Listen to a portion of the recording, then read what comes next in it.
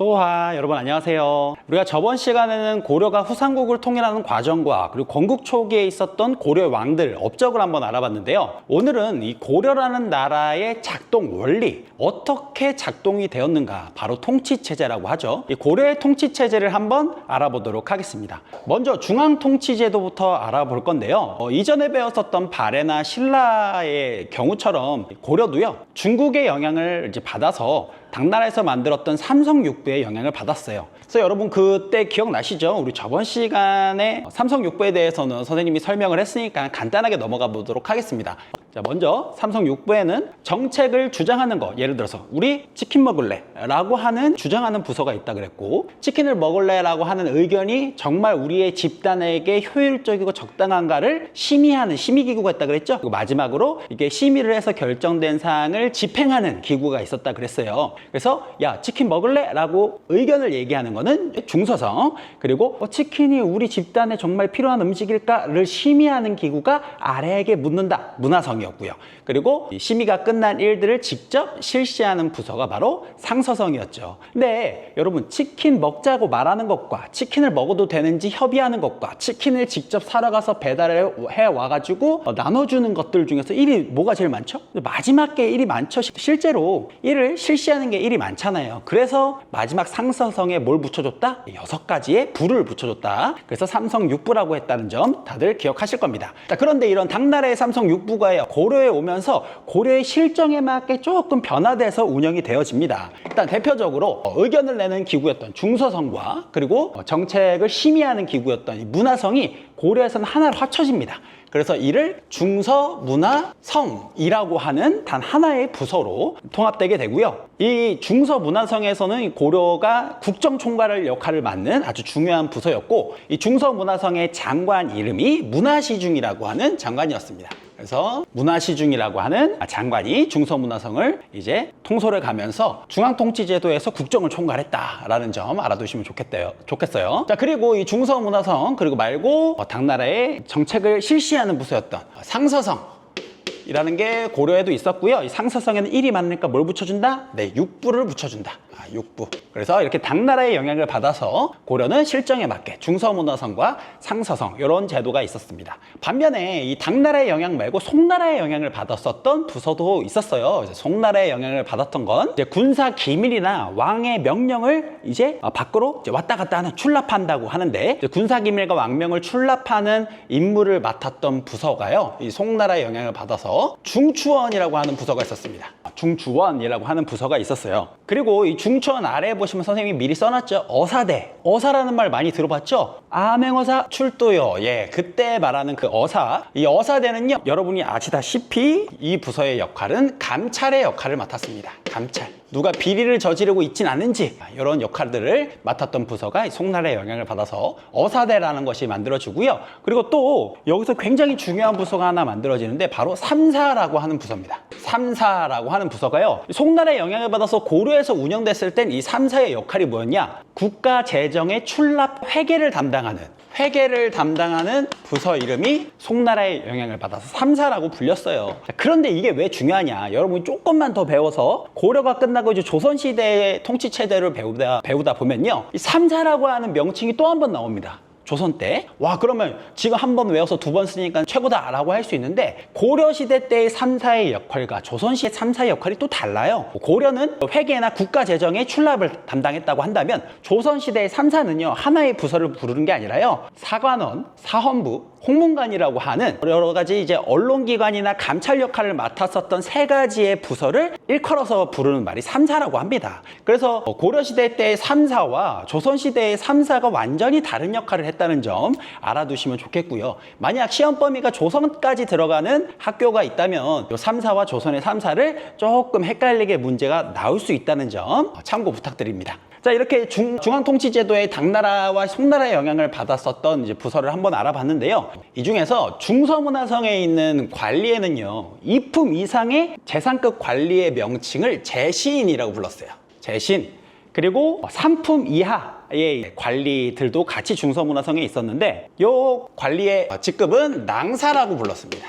낭사. 자, 이걸 왜 얘기하는 이유가 있어요. 자, 그리고 군사 기밀과 왕명의 출납을 담당했던 중추원에서도요, 2품 이상의 장관 재상급인 관직이 있었는데요, 이걸 추밀이라고 불렀고요. 그리고 3품 이하의 관리들을 승선이라고 불렀습니다. 자, 그런데 왜 갑자기 중서문화성과 중추원에 있었던 관리들의 품계에 따른 명칭을 이렇게 구별을 하느냐? 바로 고려의 중앙통치제도에는요, 당나라와 송나라의 영향을 받은 부서의 명칭도 있지만 고려 독자적으로 운영하는 회의기구가 있었어요. 회의기구.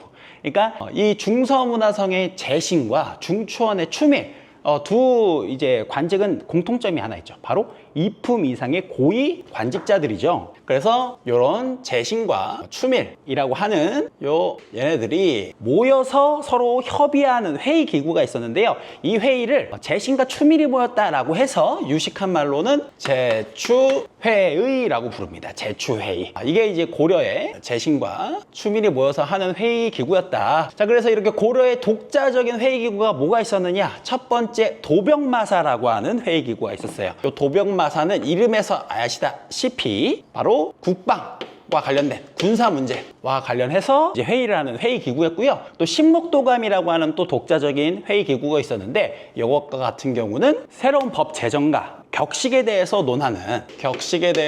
논의하고자 할 때 이런 재신과 추밀, 제초회의 기구였던 도병마사와 신목도감에서 이제 회의를 했다. 아무래도 당나라와 송나라의 영향을 받은 부서도 중요하겠지만 이 고려의 독자적인 모습이 보여주는 이런 제초회의 기구들, 도병마사와 신목도감은 이제 시험 문제 아주 단골로 나오는 문제니까 꼭 알아두셨으면 좋겠습니다. 자, 이거 말고도요, 또 이 중서문화성의 3품 이하의 관리였던 요 낭사라는 분들 있죠. 아무래도 3품 이하의 관리인데도 불구하고 국정을 총괄하는 중서문화성에 소속돼 있다는 건 굉장히 능력 있는 분들인 것 같아요. 지금은 직급은 낮지만. 그리고 또한 감찰의 역할을 맡는 건 항상 중요한 일이죠. 그래서 이 어사대, 이 감찰의 역할을 맡는 이 어사대 친구들과 중서문화성의 낭사분들이 이렇게 만나가지고 이분들을 이제 뭐라고 부르느냐? 바로 대간이라고 합니다.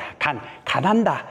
대간의 역할을 맡으신 분들은요, 이제 왕이 잘못된 행동을 하거나 신하들이 여러 불법적인 행동들을 할 때 감찰하는 바로 권력 견제의 역할을 하게 됩니다. 권력 견제 역할을 했던 사람들을 이제 대간이라고 불렀고, 중서문화성의 낭사와 어사대의 감찰이 여기에 속해 있었다라고 하는 점 알아두시면, 중앙통치제도에 당나라의 영향을 받아서 삼성육부가 들어왔지만 이걸 또 우리나라의 실정에 맞게 이성육부로 바꾸고, 송나라의 영향을 받아서 중추원, 어사대 3사가 만들어졌고, 또 고려의 독자적으로 중서문화성의 재신과 중추원의 추밀이 제추회의 기구인 도병마사, 신목도감을 운영했다. 그리고 중서문화성의 낭사와 어사대의 관원들이 대간이라고 불리면서 권력 견제를 했다는 점, 이게 고려의 중앙에서의 작동 원리였던 중앙통치제도를 한번 알아봤습니다. 자, 다음으로는요, 이 지방행정제도를 한번 알아볼 건데요. 중앙만큼 이제 지방도 굉장히 중요하죠. 이 지방행정제도를 다 하고 나서 고려의 군사제도를 한번 지방행정제도와 엮어서 한번 알아보도록 하겠습니다.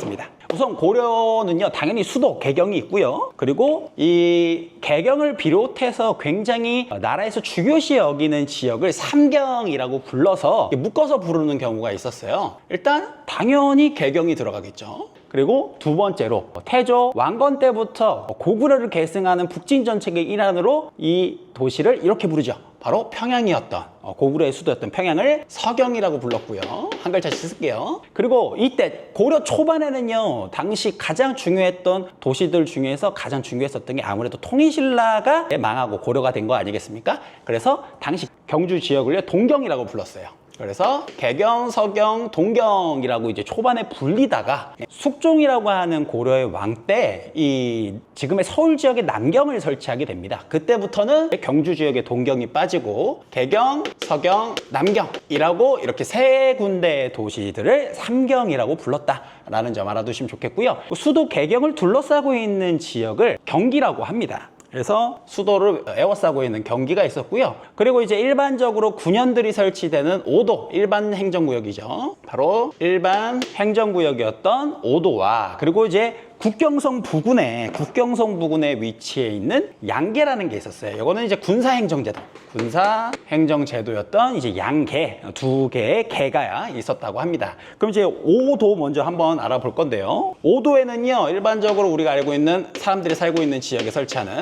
군과 현이라는 것이 이제 설치가 됩니다. 그리고 군현 말고 교통의 요지 같은 지역에는 역과 진이라고 하는 것들이 설치가 돼요. 굉장히 교통의 요지들에는 역과 진이 설치됐다. 그리고 이제 마지막으로 고려의 특수행정구역이라고 불리는 부곡소라고 불리는 특수행정구역들이 이제 존재를 했습니다. 여기서 이제 향과 부곡은 농사에 전념하는 그런 행정구역이었고요. 이 소에 사는 주민들은 국가에서 필요한 물품들 있죠. 국가에서 여러 가지 필요한 물품들을 생산해내는 수공업자 같은 사람들이 이제 몰려 살던 곳이었습니다. 여기 항부곡소에 살고 있는 특수행정구역 사람들은요, 일반 지역에 살고 있는 양인들에 비해서 굉장히 큰 차별 대우를 받았다고 해요. 그래서 굉장히 어려운 삶들을 살았다고 합니다. 자, 그런데 5도에 설치된 이제 군현들 중에서요, 지방간이 파견된 곳이 있고 파견되지 않았던 곳이 있어요. 그래서 지방간이 파견된 곳을 주현이라고 하고요. 이 주현은 지방간이 파견됐습니다. 주가 되는 현이라고 하는 거죠. 반면에 이제 지방간이 파견되지 않는 곳도 있었는데요. 이거를 이제 속현이라고 불렀습니다. 이 속현 같은 지역에는 이제 지방관이 파견되지 않았다. 자, 그런데 문제는 무엇이냐? 주현이 많을까요? 속현이 많을까요?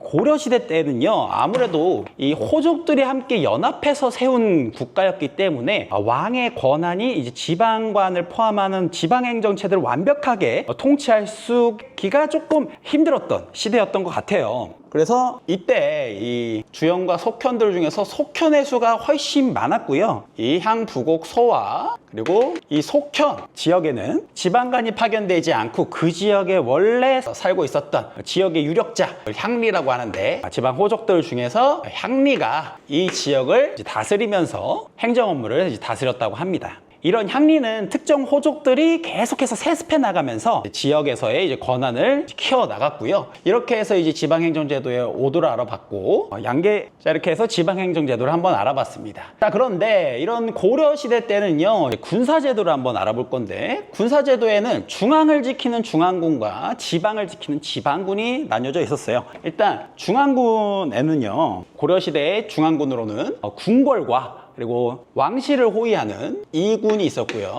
그리고 국경선 부군이나 아니면 수도, 개경을 수비하는 유기라고 하는, 이걸 이군 유기라고 하는데, 이런 이제 중앙군이 있었습니다. 이런 지방군은 아무래도 개경 지역과 관련돼서 이제 병력이 배치되던가 하는 경우가 많았고요. 반면에 이제 지방군으로는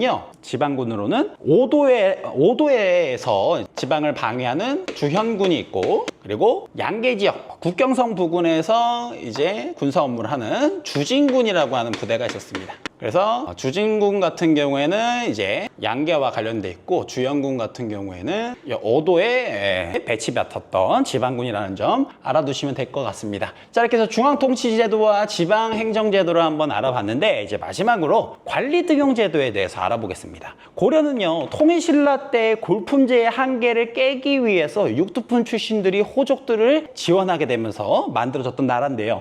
이 나라에서는 그러면 골품제는 당연히 사용하지 않겠죠? 그럼 도대체 어떤 관리 등용 제도가 실시가 되었는지 한번 알아보겠습니다. 우리 과거제도 같은 경우에는 우리가 저번 시간에 배웠다시피 광종 때 쌍기라는 귀하인, 중국 귀하인의 관리의 주장으로 말미암아서 과거제가 처음으로 실시가 됐는데요. 이 관리 등용 제도의 과거에는 3가지 종류가 있었어요. 문과, 잡과, 승과입니다. 이 문과, 잡과, 승과 선 좀 잠깐만 나누고요. 자, 문과 같은 경우는 다들 아시죠? 이 제술과 같은 경우에는 이제 글을 쓰는 능력을 바탕으로 이제 관리를 뽑은 시험이고요. 이 명경과 같은 경우에는 이제 유교 경전의 이해도를 보고 이제 관리를 뽑는 제도였습니다. 잡과 같은 경우에는 여러 가지 기술관, 의학이라든지 여러 가지 기술관들을 뽑는 시험이었고, 승과는 이제 승려를 대상으로 관직을 나눠주는 이제 시험이었습니다. 자, 그런데 여기서 특징이 있죠. 뭐가 없죠, 지금? 예, 바로 무과가 없어요. 고려시대 때는 이제 무과가 거의 실시되지 않고요. 군인들이나 이런 사람들 중에서 이제 신체 능력이 뛰어난 사람들을 이제 그때그때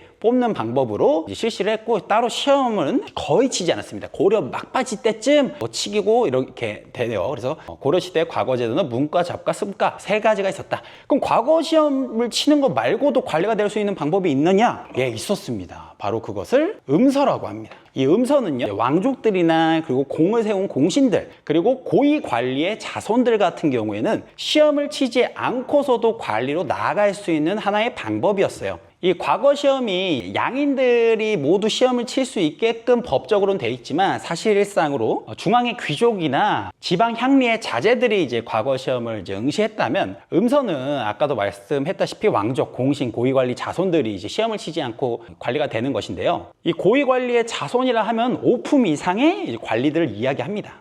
근데 이런 혜택이요, 단순히 이제 아들들한테만 제공된 게 아니라 사위도 되고요, 그리고 친손과 외손한테도 모두 다 적용이 되는 그런 제도였다고 합니다. 마지막으로 청거라고 하는 방법이 있었는데요. 요거는 이제 덕행이 뛰어나거나 학식이 뛰어나다고 알려져 있는 자를 추천으로 이제 관리를 뽑는 제도가 있습니다. 그래서 관리 등용 제도에는 과거와 음서, 청거가 있었다라는 점 알아두시면 좋을 것 같아요. 자, 그러면 이제 관리 등용 제도 이거 어떻게 생각하세요? 무과를 뽑지, 무인들은 따로 시험을 치지 않는다거나, 그리고 특정 부모를 잘 만난 그런 사람들 같은 경우는 시험을 치지 않고서도 관리가 될 수 있는 음서가 존재했다. 굉장히 불공평해 보이고 왜 그랬을까 싶죠. 사실 이제 신라시대 때 골품제도를 겪은 사람들이 만든 나라라고는 조금 이제 불만족스러운 것이 사실입니다. 하지만요, 신라시대 때 그 폐쇄적이었던, 단순히 진짜 혈통으로만 완벽하게 제어됐던 그 골품제도의 한계를 그래도 이 과거와 여러 가지 방법들을 통해서 해소해 나가려고 하는 중간 과정에 그런 모습이 고려시대 때 좀 보이는 것 같다는 점 말씀드립니다. 자, 이렇게 해서 고려의 중앙통치제도, 지방행정제도, 관리등용제도처럼 고려가 작동하는 원리, 원칙 같은 이 통치제도를 한번 알아봤는데요. 여러분, 오늘은 좀 어떠셨나요? 이 고려의 중앙통치제도나 여러 가지 통치제도를 보면 이제 특색으로 느껴지는 것이 중국과는 다른 특색 있는 실정에 맞는 행정 운영이라든가, 그리고 관리등용제도에서 보이다시피 음서나 청거와 같이 시험을 치지 않고서도 관리가 될 수 있는 방법이 좀 눈에 띄는 것 같습니다. 그리고 이 고려의 군사제도는요, 아까 말을 못했는데 16세 이상의 양인들에 한해서 군복무가 되고요. 만약 이 때가 지금 현재가 고려시대라면 선생님 강의를 듣고 있는 모든 학생들, 중학교 3학년 학생들은 군대를 갔었어야 되는 나이인 걸 알 수가 있습니다. 자, 이렇게 해서 오늘 고려의 통치제도 설명을 마쳐볼까 하고요. 그럼 이제 퀴즈 나가보도록 하겠습니다. 고려의 중앙통치제도를 보여주는 여러 기구들 중에서 고려의 독자적으로 운영되는 재신과 추밀, 2품 이상의 고위 관직자들이 모여서 하는 회의기구였던 고려의 독자적인 기구 두 가지는 무엇일까요? 그 기구를 아시는 분들은 댓글로 작성을 해주시고요. 그럼 다음 시간에는 고려 문벌사회와 무신정권에 대해서 한번 배워보도록 하겠습니다. 그러면 여러분 다음 시간에 만나요. 여러분 또 봐.